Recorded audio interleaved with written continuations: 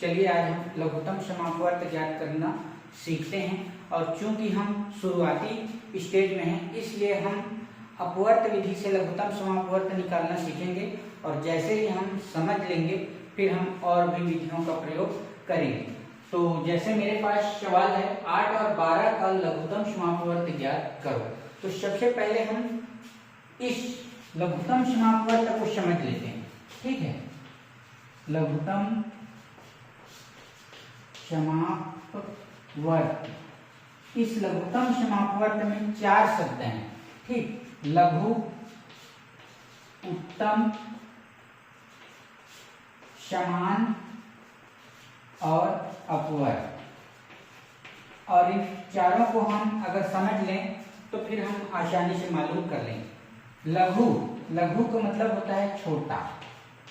उत्तम को कहेंगे उत्कृष्ट या सबसे, सबसे लिख देते हैं। समान माने बराबर, और अपवर्त होता है गुणज। जैसे मैंने पिछले कक्षा में बताया था, अपवर्त और गुणज एक ही है।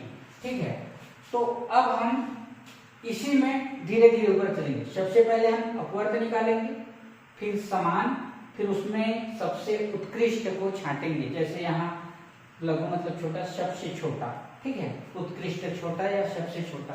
तो चलिए हल करना शुरू करते हैं। पहला हमारा काम है इन दोनों संख्याओं 8 और 12 का अपवर्त निकालते हैं। 8 के अपवर्त, तो 8 के अपवर्त या 8 के गुणज मतलब 8 का पहाड़। 8 एकम 8, 8 दूनी 16, 8 तिया 24, 8 चौक 32, 8 पंचे 40, 8 छक्का 48, 8 सत्ते 56, 8 अट्ठे 64 और इसी तरह से।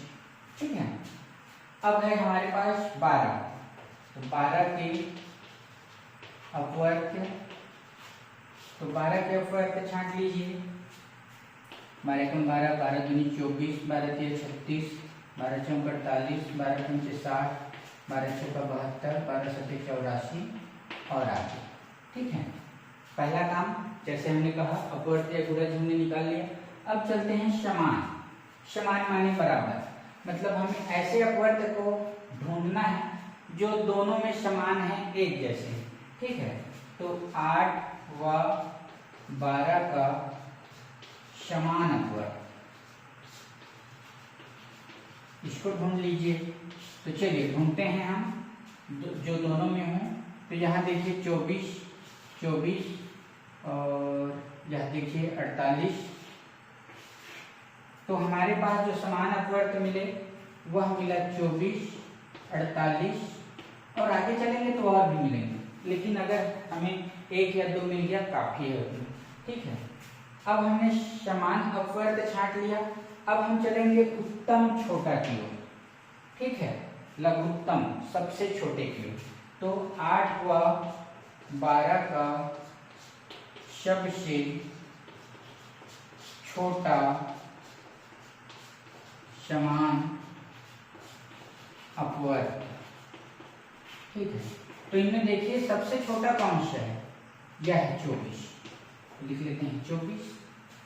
24 से छोटा तो है नहीं, अगर होता तो सामने होता। अब 8 और 12 का सबसे छोटा समान अपवर्त हो गया 24। यह जो सबसे छोटा समान अपवर्त है यही कहलाता है लघुत्तम समापवर्त। तो लिख लेते हैं, अतः 8 व 12 का ला बिंदी लघुत्तम और स के बाद बिंदी समापवर्त, यह हो जाएगा 24।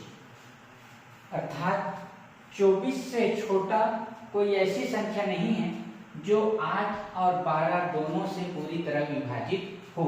अगर हम 8 की बात करते हैं तो 8 का अपवर्त तो है पर 12 का नहीं।